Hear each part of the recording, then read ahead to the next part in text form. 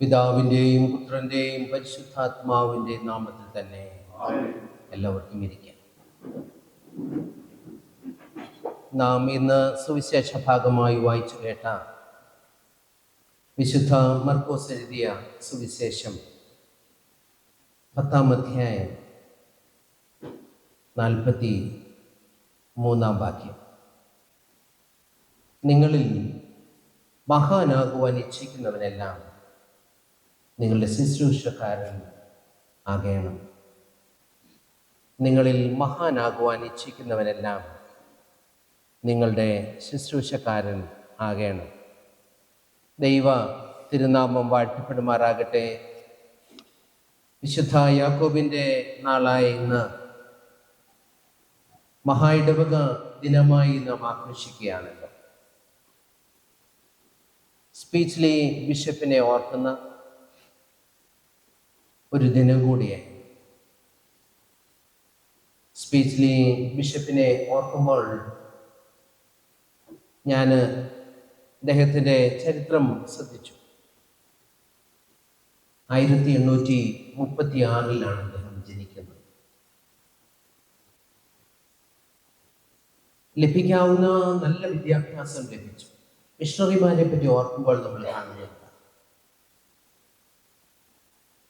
ഏറ്റവും നല്ല വിദ്യാഭ്യാസം ലഭിച്ച ആളുകളാണ് മിഷണറിമാരായി, CMS മിഷണറിമാരായി കേരളത്തിൽ എത്തിയത് എന്നതാണ് ചരിത്രം. സെന്റ് ജോൺസ് കോളേജ്, കേംബ്രിഡ്ജിലുള്ള സെന്റ് ജോൺസ് കോളേജിലാണ് അദ്ദേഹത്തിന്റെ വിദ്യാഭ്യാസം, കോളേജ് പഠനങ്ങളിൽ നടന്നത്. 1860 പട്ടത്വ ശുശ്രൂഷയിലേക്ക് പ്രവേശിച്ചു. 1862 CMS മിഷണറിമാരോട് ചേർന്ന് കേരളത്തിൽ കുന്നംകുളത്താണ് അദ്ദേഹം ആദ്യം എത്തുന്നത്. 1863 മുതൽ 69 വരെയും 73 മുതൽ 76 വരെയും കേംബ്രിഡ്ജ് നിക്കോൾസൺ ഇൻസ്റ്റിറ്റ്യൂട്ട് CNI ആ ഇൻസ്റ്റിറ്റ്യൂട്ടിൻ്റെ പ്രിൻസിപ്പലായി. നമുക്കറിയാം CNIയുടെ പ്രാധാന്യത. ആ കാലങ്ങളിൽ ആളുകളെ ഒരുക്കിയെടുത്ത, ശുശ്രൂഷയ്ക്കായി ഒരുക്കിയെടുത്ത ഒരു വലിയ സ്ഥാപനം. രണ്ടർത്ഥത്തിലത്. അന്ന് ഒരു പരിധിവരെ ആശാന്മാർ എന്ന നിലയിൽ അധ്യാപകൻ, ഉപദേശി, സഭയ്ക്ക് നേതൃത്വം നൽകുന്നവർ, സമൂഹത്തിന് നേതൃത്വം നൽകുന്നവർ, അവരെ മോൾഡ് ചെയ്യുന്ന ആ വലിയ സ്ഥാപനത്തിൻ്റെ പ്രിൻസിപ്പലായി അദ്ദേഹം പ്രവർത്തിച്ചു. 1879 നമുക്കറിവുള്ളതുപോലെ വിശുദ്ധ യാക്കോബിന്റെ നാളിൽ ബിഷപ്പായി കോൺസെക്രേറ്റ് ചെയ്യപ്പെട്ടു. നമ്മളുടെ ഓർമ്മയിൽ വരുന്ന CSI ആകുന്നതിന് മുൻപ് തിരുക്കൊച്ചി മഹായിടവകയ്ക്ക് രൂപം നൽകിയത് ആദ്യത്തെ ബിഷപ്പായി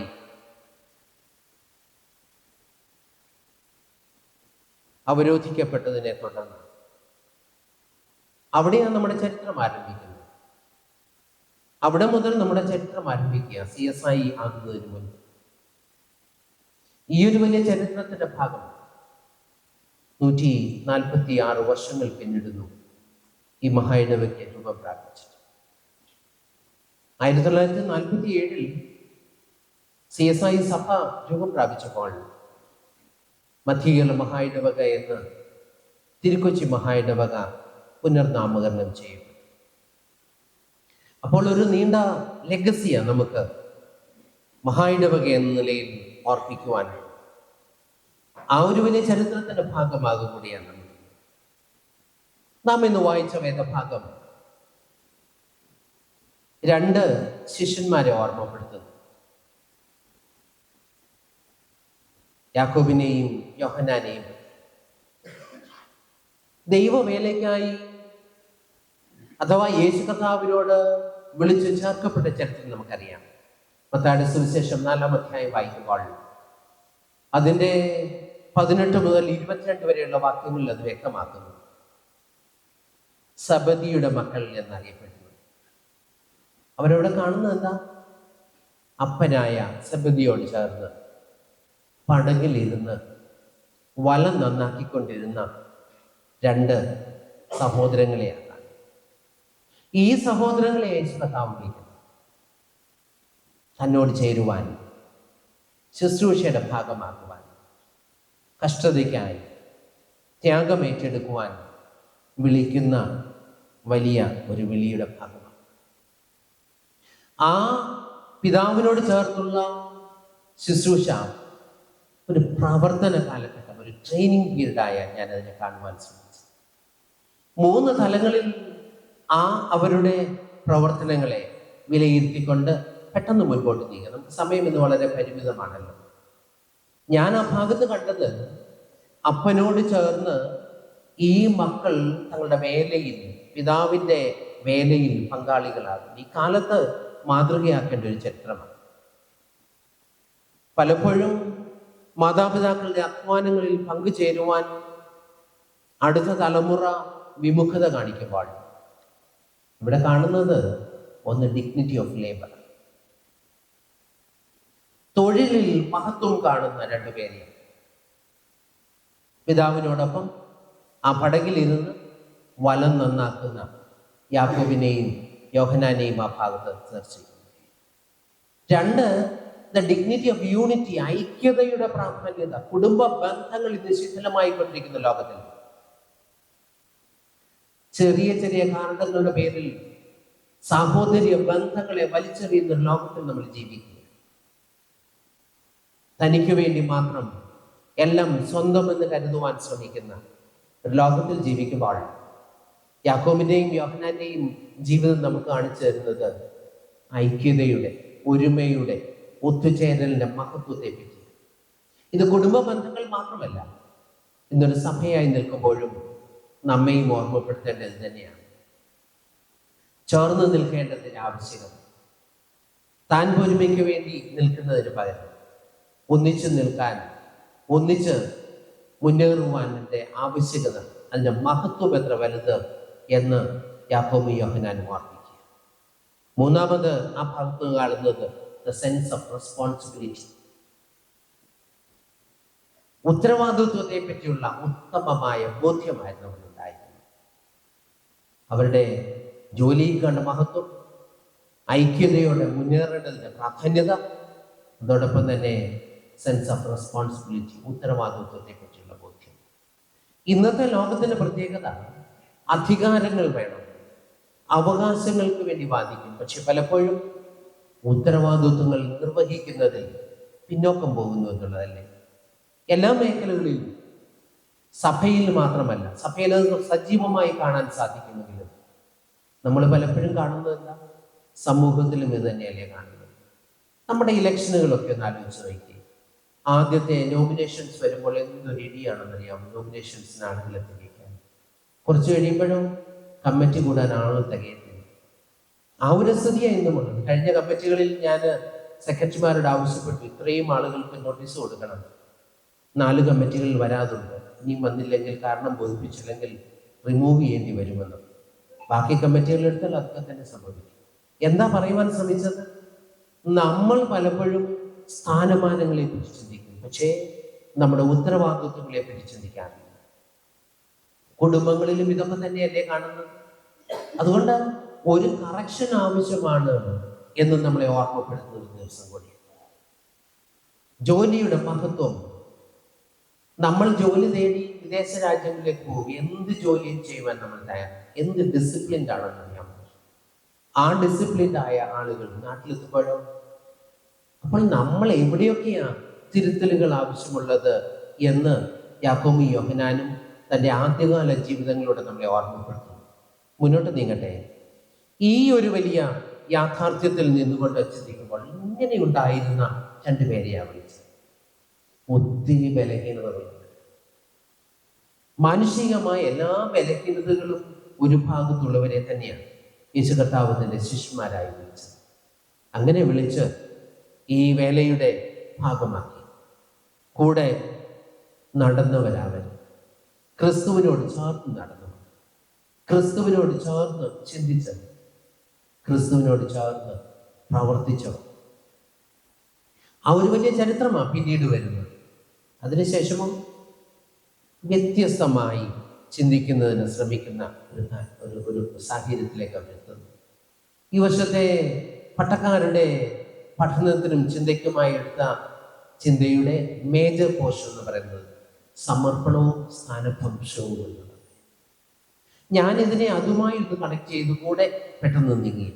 ആദ്യ ഭാഗത്ത് കാണുന്നതോ ഒരു വലിയ സമർപ്പണത്തിനെ, ഭവനത്തിൽ പിതാവിനോട് ചേർന്നുള്ള ജീവിതത്തിൻ്റെ ഭാഗം. മറുഭാഗത്തോ തങ്ങളെ തന്നെ സമർപ്പിച്ച് ദൈവിക വിളിയോട് പ്രതികരിച്ച്, യേശു കർത്താവിൻ്റെ വിളിയോട് പ്രതികരിച്ച് ക്രിസ്തുവിനോട് ചേർന്ന് നടന്നു.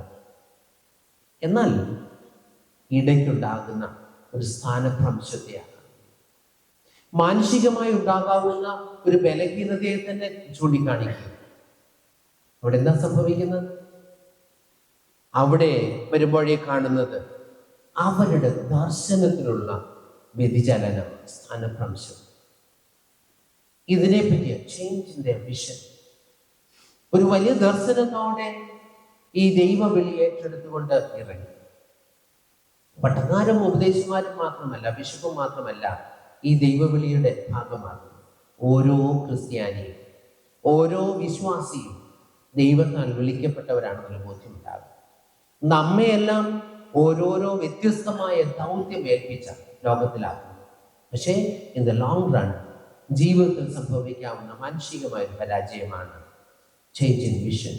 ഇവിടെയും അത് തന്നെയാണ് സംഭവിച്ചു. തന്നോട് കൂടെ ആയിരിക്കാൻ, ഈ രോഗികളെ സൗഖ്യമാക്കുവാൻ, ശുശ്രൂഷയുടെ ഭാഗമാക്കുവാൻ യേശു കർത്താവ് വിളിച്ചു ചേർത്തിരിക്കുന്നവർ യാക്കോബിനും യോഹന്നാനും പിന്നീട് സംഭവിക്കുന്നത് തൻ്റെ സ്ഥാനങ്ങൾ ഉറപ്പിക്കുന്നതിന് വേണ്ടിയുള്ള ഒരു വലിയ കാഴ്ചപ്പാട്. ഫ്രം സർവീസ് ടു പവർ, ശുശ്രൂഷയിൽ നിന്ന് അധികാരത്തിൻ്റെ ശ്രേണിയെ പറ്റിയുള്ള തെറ്റായ ചിന്താഗതി. അതുകൊണ്ട് ഹൈറാർക്കിക്കൽ പൊസിഷൻസ് തെറ്റാണ് എന്നല്ല ഓർമ്മിക്കുന്നത്, പിന്നെയോ അതിനെ പറ്റിയുള്ള നമ്മുടെ മനോഭാവത്തെ പറ്റിയാണ് ചിന്തിക്കുന്നത്. യേശു കർത്താവ് ശിഷ്യന്മാരെ ഓർപ്പിക്കുന്നു. 10-ാം അധ്യായത്തിന് 44 വാക്യങ്ങൾ, അതാണ് ഞാൻ വായിച്ചത്. നിങ്ങൾ മഹാനാകുവാൻ ഇച്ഛിക്കുന്നവരെല്ലാം നിങ്ങളുടെ ശുശ്രൂഷക്കാരനാകണം. ഒന്നാമനാകാൻ ഇച്ഛിക്കുന്നവരെല്ലാവർക്കും ദാസനാകണം. അപ്പോൾ നമ്മളിൽ ഉണ്ടാകേണ്ട ഒരു ചിന്തയെ പറ്റി, വ്യത്യസ്തമായ ചിന്താധാരയിലേക്ക് ഈ വേദഭാഗം നമ്മളെ നയിക്കുക. ശുശ്രൂഷയിൽ നിന്ന് വ്യത്യസ്തമായതല്ല, അധികാര ശ്രേണികളിൽ നിന്നും ഓർമ്മപ്പെടുത്തുന്നു. നമ്മളുടെ പലപ്പോഴുമുള്ള ചിന്ത അധികാര ശ്രേണിയിലേക്ക് അതിൻ്റെ ചവിട്ടുപടികൾ കയറുമ്പോൾ ശുശ്രൂഷയിൽ നിന്ന് പിന്മാറേണ്ടതാണ് എന്ന് ലോകം ഓർമ്മപ്പെടുത്തുമ്പോൾ, ക്രിസ്തു നമ്മളെ പഠിപ്പിക്കുന്നത് ശുശ്രൂഷയുടെ ആഴം വർദ്ധിപ്പിക്കേണ്ടതാണ് എന്ന് നമ്മളെ ഓർമ്മപ്പെടുത്തുന്നു. ഈ ഒരു വലിയ ലോകത്തിൻ്റെ ചിന്തകളാണ് യാക്കോബിലും യോഹന്നാനിലും കാണുവാൻ സാധിച്ചിരുന്നത്. അവരുടെ ചിന്താഗതിയിലുണ്ടായ വ്യത്യസ്തതയെ പറ്റി ഓർമ്മപ്പെടുത്തി. വളരെ പരിചിതമായൊരു കഥയാണല്ലോ. നമ്മളെല്ലാവരും സാധാരണ എല്ലാ ശുശ്രൂഷകരും ഉപയോഗിക്കുന്ന ഒരു കഥയാണ് പട്ടത്തിൻ്റെ കഥ. സമയപരിമിതി ഉള്ളതുകൊണ്ട് ചുരുക്കമായി പറഞ്ഞു പോകട്ടെ. ആ കഥ എന്താ ഓർമ്മപ്പെടുത്തുന്നത്? ആരും താല്പര്യപ്പെടുന്ന ഒരു പട്ടം പറപ്പിക്കുക. നമ്മളുടെ ഇന്ത്യൻ കൺസെപ്റ്റിൽ പലപ്പോഴും പട്ടം, കുട്ടികൾ പലപ്പോഴും എന്താ ഈർക്കിലും പേപ്പറും കൊണ്ടൊക്കെ ഉണ്ടാക്കുന്ന പട്ടങ്ങൾ ഒത്തിരി കണ്ടിട്ടുണ്ട്. ചെറുപ്രായത്തിൽ, സ്കൂൾ പ്രായത്തിൽ പഠിക്കുന്നവർ ഇത് ചെയ്യാത്ത ഒരു കഴിഞ്ഞ തലമുറ, ഈ തലമുറയെ പറ്റിയല്ല. ഇന്ന് പലപ്പോഴും കമ്പ്യൂട്ടറിൻ്റെ മുൻപിൽ പോകുന്ന അല്ലെങ്കിൽ ഫോണിൻ്റെ മുൻപിൽ ഇരിക്കുന്ന ഒരു ലോകത്തിലേക്ക് അറിഞ്ഞോ അറിയാതെയോ നീങ്ങിക്കൊണ്ടിരിക്കുമ്പോൾ കഴിഞ്ഞ തലമുറ ഈ പട്ടം പറപ്പിക്കുന്നതിൽ വലിയ താല്പര്യം കാണിച്ചത്. വളരെ നീളമുള്ള ഒരു ചരടിൽ ഇതിനെ പടത്തിക്കൊണ്ട് പോകുമ്പോൾ ആ എഴുത്തുകാരൻ ഇപ്രകാരമാണ് പറയുന്നത് പട്ടത്തെ പറ്റി. അതിൻ്റെ മനസ്സിലുണ്ടായത് ചിന്ത ഈ ഉന്നതികളിലേക്ക് പറഞ്ഞപ്പോൾ പറയുന്നു, നിന്റെ റെസ്ട്രിക്ഷൻ കൊണ്ടാണ് എനിക്ക് മുന്നേറാനൊക്കെ. അതുകൊണ്ട് എന്നെ സ്വതന്ത്രമാക്കി വിട്ടാൽ ഞാൻ പുതിയ ഉയരങ്ങളിലേക്ക് പോകും എന്നുള്ള ചിന്ത. നിയന്ത്രണങ്ങൾക്ക് വിധേയപ്പെടുവാൻ പലപ്പോഴും മനുഷ്യൻ വിമുഖത കാണിക്കുന്നു. ക്രിസ്തുവിൻ്റെ നിയന്ത്രണത്തിൽ ആയിരുന്ന യാക്കോബും യോഹന്നാനും ആ നിയന്ത്രണത്തിന് പുറത്തു വരുവാനുള്ള ശ്രമം കൂടി അവിടെ കാണുന്നു. അപ്പോൾ ഈ പട്ടം അത് തന്നെയാണ് പറയുന്നത്. സനമെന്ത് ചെയ്യുന്നു? ചിന്താഗതിയിൽ ഒരു മാറ്റത്തെ പറ്റി അവിടെ ചിന്തിക്കുന്നു. ഈ നിയന്ത്രണം കൊണ്ടാണ് ഉയരങ്ങളിലേക്ക് മുന്നേറുന്നു എന്നുള്ള ചിന്ത വിട്ടത് തൻ്റെ സ്വന്തം പ്രയത്നമെന്ന് ചിന്തിച്ചു പോകുന്നു. ആ കുട്ടി ആ ചരട് വിട്ടുകൊടുക്കുക, കുറച്ച് ഉയരങ്ങളിലേക്ക് പോയി. പിന്നീട് കാണുന്നതോ ഏതോ ഒരു കൊമ്പിൽ ഉപയോഗശൂന്യമായി തീർന്നൊരു ചരിത്രം. അപ്പോൾ ചിന്താഗതിയിൽ ഉണ്ടാകേണ്ട മാറ്റത്തെ പറ്റി കൂടെ നമ്മളെ ഓർമ്മപ്പെടുത്തുക. യേശു കർത്താവ് ഓർമ്മപ്പെടുത്തിയ അതുമായി ലിങ്ക് ചെയ്തുകൊണ്ടുള്ള ഒരു കഥ എന്ന നിലയിലാണ് നിങ്ങൾ ചിന്തയിലേക്ക് കൊണ്ടുവരാൻ ശ്രമിച്ചത്. ഈ ഇതുകൊണ്ട് ആരും അവസാനിക്കുന്നില്ല. ഈ ചിന്താഗതിയിലുള്ള വ്യത്യസ്തത ഉണ്ടാകുമ്പോഴും നമ്മെ കൈവിടാതെ ചേർത്ത് നിർത്തുന്ന ഒരു ക്രിസ്തു, അവിടെയാണ് നാം കാണുന്നത്. ക്രിസ്തുവിന് വലിയ സ്നേഹത്തെ കണ്ടെത്തുന്നത് അവിടെ. യാക്കോബിനെയും യോഹന്നാനെയും ചേർത്ത് നിർത്തുവാൻ ശ്രമിക്കുന്ന ഒരു വലിയ ചരിത്രം. അവരെ വീണ്ടും കൂടെ ചേർത്ത് നിർത്തുന്ന, വിശ്വാസത്തിൽ ഉറപ്പിക്കുന്ന, ദർശനത്തിൽ പഴയ ദർശനത്തിലേക്ക് തിരിച്ചു കൊണ്ടുവരുവാൻ ശ്രമിക്കുന്ന യേശു കർത്താവിനെ കാണുന്നു. പിന്നീട് നമ്മൾ കാണുന്ന ചരിത്രം ക്രിസ്തുവിന് വേണ്ടി ജീവിക്കുന്ന, നിലകൊള്ളുന്ന. അതുകൊണ്ട് ഈ സെന്റ് ജെയിംസ് ഡേയിൽ നമ്മൾ ഒന്നിച്ചു കൂടുമ്പോൾ നമ്മുടെ ചിന്താഗതിയിൽ മാറ്റം വന്നിട്ടുണ്ടെങ്കിൽ, പ്രവർത്തന മണ്ഡലങ്ങളിൽ, രീതികളിൽ മാറ്റം വന്നിട്ടുണ്ടെങ്കിൽ, ഒരു തിരിച്ചുവരവിന് നമ്മളെ ആഹ്വാനം ചെയ്യും. ഈ ശുശ്രൂഷ എന്നത് ത്യാഗത്തിൻ്റെതാണ്. സ്വയം ശൂന്യവൽക്കരിക്കുവാൻ തയ്യാറാകേണ്ടതാണ് എന്ന് ഓർമ്മപ്പെടുത്തി, വിട്ടുകൊടുക്കുവാൻ തയ്യാറാകേണ്ടതിനെ പറ്റി നമ്മളെ ഓർമ്മപ്പെടുത്തുക. ചിന്താഗതിയിൽ മാറ്റം സംഭവിച്ചവരെ ചേർത്ത് നിർത്തുന്ന ക്രിസ്തു. ഇന്ന് വായിച്ച ലേഖന ഭാഗം നമ്മളെ ഓർമ്മപ്പെടുത്തുന്നത് അവിടെ യാക്കോബിന്റെ രക്തസാക്ഷിയായി തീർന്ന യാക്കോബിനെ, ഹെരോദ രാജാവ് യാക്കോബിനെ വാൾ കൊണ്ട് കൊന്നു എന്ന ഭാഗം നമ്മൾ വായിക്കുന്നു. ഇന്നത്തെ ലോകത്തിന്റെ പ്രത്യേകത എന്നാൽ ഹെരോദാവ് എന്തുകൊണ്ടാണ് ചെയ്യുന്നത്? യഹൂദന്മാരുടെ പ്രീതി നേടുന്നതിന് വേണ്ടി. ഇന്ന് സമൂഹത്തിൽ സംഭവിക്കുന്ന എന്താ? മറ്റുള്ളവരുടെ പ്രീതി നേടുവാൻ വേണ്ടി ആളുകളെ തേജോവധം ചെയ്യുന്ന, ആളുകളെ ഈ യാക്കോബിനെ പോലെ ഹിംസിക്കുവാൻ ശ്രമിക്കുന്ന ലോകം നമ്മുടെ ചുറ്റുപാടുള്ളപ്പോൾ ഹെരോദാവായി ജീവിപ്പാനല്ല ഈ ദിനം നമ്മളെ ആഹ്വാനം ചെയ്യുന്നത്. പിന്നെയോ ക്രിസ്തുവിൻ്റെ നല്ല സാക്ഷിയായി ദൗത്യം ഏറ്റെടുത്തുകൊണ്ട് ജീവിപ്പാൻ, മറ്റുള്ളവരുടെ പ്രീതിക്ക് വേണ്ടി പ്രവർത്തിപ്പാനല്ല, പിന്നെയോ ക്രിസ്തുവിൻ്റെ പ്രീതിക്ക് വേണ്ടി, അതായത് സ്നേഹത്തിൻ്റെ, സഹനത്തിൻ്റെ, ത്യാഗത്തിൻ്റെ, ശുശ്രൂഷയുടെ മനോഭാവത്തോടെ പ്രവർത്തിപ്പാൻ യാക്കോബിന്റെ ദിനം നമ്മളെ ആഹ്വാനം ചെയ്യും. ആ വലിയൊരു ആഹ്വാനം ഏറ്റെടുത്താണ് CMS മിഷണറിമാർ നമ്മുടെ സമൂഹത്തിലേക്ക് ജനമല്ലായിരുന്നു നമ്മളെ ജനമാക്കി തീർക്കുവാൻ നമ്മുടെ മധ്യത്തിലേക്ക് 1816 CMS മിഷണറിമാർ ഈ കേരളത്തിലെത്തി. നോർത്തിൽ തുടങ്ങി എത്രയോ പ്രഗത്ഭരായവർ, ഇന്ന് പോലും നമുക്ക് നേടുവാൻ സാധിക്കാത്ത വിധം പരിജ്ഞാനം സമ്പാദിച്ച് നമ്മുടെ മധ്യത്തിൽ വന്നു. ഈ നാടിന്, ഈ സമൂഹത്തിന്, കേരളത്തിന് പുതിയ സംസ്കാരം കാട്ടിത്തന്നു. അടിമത്വത്തിൽ നിന്ന് വിമോചനത്തിന് വേണ്ടി വർത്തിച്ചവർ, വിദ്യാഭ്യാസം ഇല്ലാതിരുന്ന സമൂഹത്തിന് വിദ്യാഭ്യാസം നൽകിയവർ, സ്നേഹത്തിന് പുതിയ അർത്ഥവും പുതിയ മാനവും കൽപ്പിച്ചത്, അച്ചടിക്ക് തുടക്കം കുറിച്ചവർ, എന്തിന് ഗ്രാമർ നൽകിയവർ, വടിവൊത്ത അക്ഷരം നൽകിയവർ, സ്നേഹത്തിൻ്റെ ചാലകങ്ങളായി ജീവിപ്പാൻ നമ്മളെ ആഹ്വാനം ചെയ്തു. അനേകരുടെ രക്തസാക്ഷിത്വം ക്രൈസ്തവ സഭയുടെ ക്രിസ്തീയ സ്നേഹത്തിൻ്റെ ദൂത് ലോകത്തിന് നൽകുവാൻ മുഖാന്തരമാണ്. അതുകൊണ്ട് നാം ഇന്ന് സെന്റ് ജെയിംസ് ഡേ ആഘോഷിക്കുമ്പോഴോ, മഹായിടവക ദിനം വളരെ ആഘോഷമായി കൊണ്ടാടുമ്പോഴോ, ആഘോഷങ്ങളിലല്ല പിന്നെയോ സമർപ്പണത്തിൽ ഊന്നിയവരായി മുന്നേറുവാൻ ദൈവം നമ്മെ ബലപ്പെടുത്തട്ടെ. ഈ ആഘോഷങ്ങൾ മറ്റുള്ളവരെ ഈ പ്രാധാന്യതയെ ഓർമ്മപ്പെടുത്തുവാൻ ഉപകരിക്കണം. തീർച്ചയായും അതുകൊണ്ടാണ് നമ്മൾ സോണൽ തലത്തിലൊക്കെ മീറ്റിങ്ങുകൾ ക്രമീകരിച്ചത്. അതിനെ പല സോണുകളിലും വളരെ ആഘോഷമാക്കി കാണുവാൻ ശ്രമിച്ചത് ആളുകളെ ഈ ചരിത്രം എന്തെന്ന് ഓർമ്മപ്പെടുത്തുക. ചരിത്രം കേട്ടു മടങ്ങുവാനല്ല, പിന്നെയോ നമ്മളിൽ പുതിയ അർത്ഥം കണ്ടെത്തുവാൻ, പുതിയ മാനം കണ്ടെത്തുവാൻ മുഖാന്തരമാകട്ടെ. അപ്പോൾ പിതാവായ ദൈവത്തിനും പുത്രനായ ദൈവത്തിനും പരിശുദ്ധാത്മാവായ ദൈവത്തിനും സകല ബഹുമാനവും കാലാവസാനം കൂടാതെ ഉണ്ടായിരിക്കുമാറാകട്ടെ. ആമേൻ.